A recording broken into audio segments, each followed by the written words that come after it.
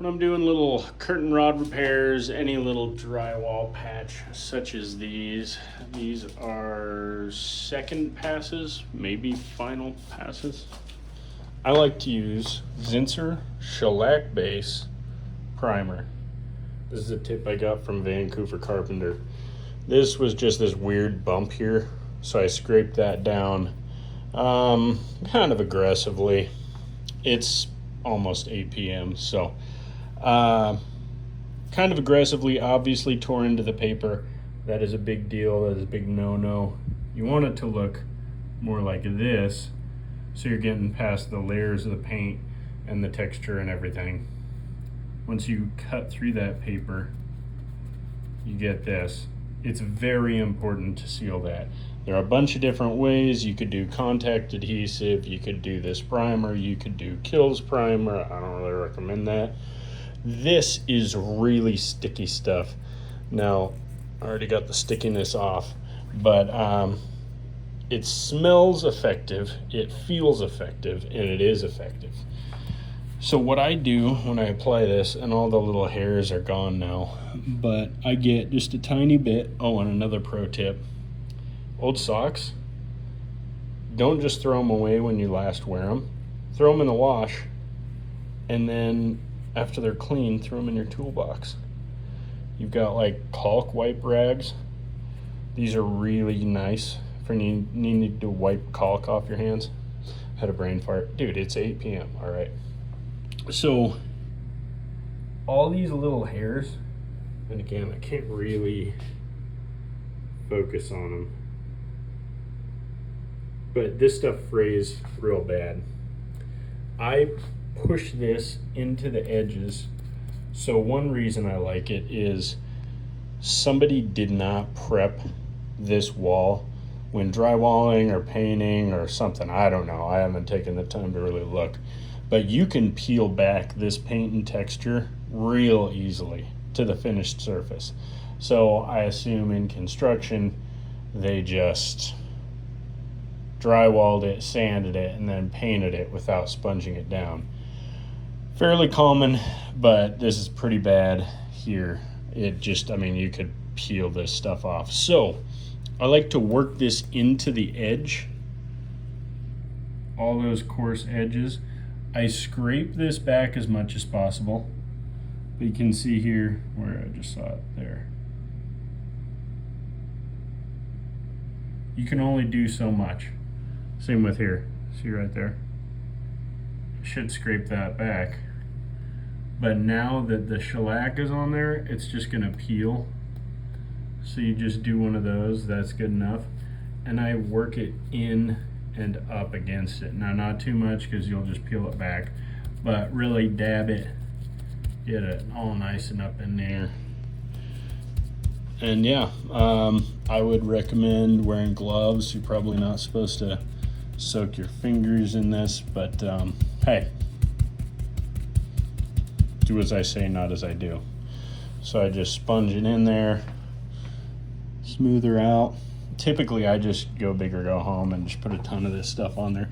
This I just dug into the paper tape, but I roughed it up enough, and you can see the black parts from the sock in there. I roughed it up enough that I really wanted to work those fibers back down. This is essentially like a glue primer. That's why, like, spray adhesive works as well. I just think this is a bit easier to apply most of the time. That's subjective, but it's definitely cheaper. I don't know, last time I checked. This stuff goes a long way. So I'm just working it all up in that crack right in there where the paint starts, right on that corner, working it in the edges, and obviously kind of combing. You can't quite see it as well as I can, but I'm trying to comb these paper fibers down in a way that they're not going to stick up and cause me problems, because like I said, it's a glue. It's just a glue. So that's about as saturated as it needs to be. Nice thing about this too, it dries really fast. Now with these rags, Probably says on here somewhere. Yeah, it dries in 45 minutes. Honestly, it dries faster than that. Fire, smoke, water, wood and sap, grease, crayons, and stains. It probably says clean up, equal part. Yeah, I would. If you're using this stuff, there we go. Yeah, you're not going to clean it up. That's why you just use an old sock. Warning, flammable, liquid, and vapor. Now, this paragraph probably just states this will spontaneously combust. So, do not, under any circumstances, put this in a garbage can. What I always do with these is I throw them out on the sidewalk or pavement, somewhere away from a vehicle, somewhere away. So if this just burnt, it would be isolated. You could put it in a metal bucket, somewhere outside where it's isolated, because even this little bit here, you can look up all kinds of YouTube videos of people simulating this. It happens. This could just catch on fire. That's what spontaneously combusting is. Very, very, very serious. Do not burn your house down. So anyways, highly recommend it. If you don't do this and you just mud on top of these, it will most likely blister through. What does that look like? Well, just look up Vancouver Carpenter, because he's not only a better drywaller, but a better teacher. In other news, I'm trying out this Easy Sand 5. Now, do I feel like an amateur using it? Yes, but I really like that it has a good zippered bag. It's not a ton of material, because I drywall a fair amount, but I mean, it's not day in, day out.